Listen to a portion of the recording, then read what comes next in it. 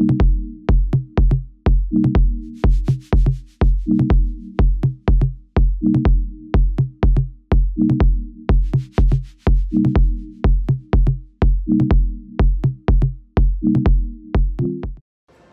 arkadaşlar, herkese selamlar.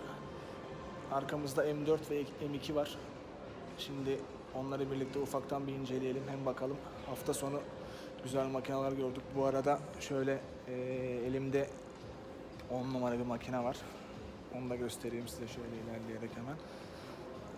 Alet burada yatıyor. Şöyle 550i. Asıl efsane burada. 550i. 462 beygir. 92 bin liradan başlıyor. 108 bin liraya kadar çıkıyor. Hocam alet efsane ya. Asıl baba makine burada. Gördüğünüz gibi. Jantlar falan bayağı efsane. 462 beygir bir canavardan bahsediyoruz.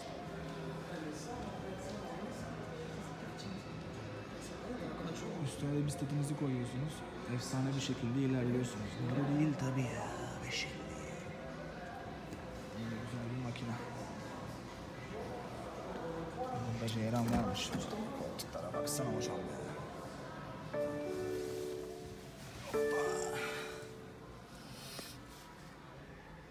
Şöyle 5 tasarımı. Harman kardon.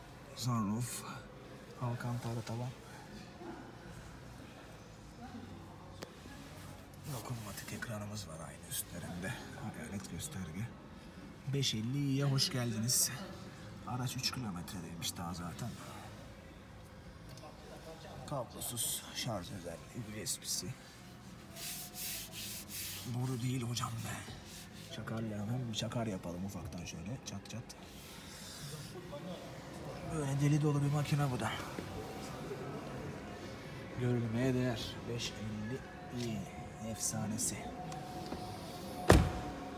Makine böyle arkadaşlar. Ama fiyatına göre tabii. Onun bir fiyatı var. Ateş ediyor.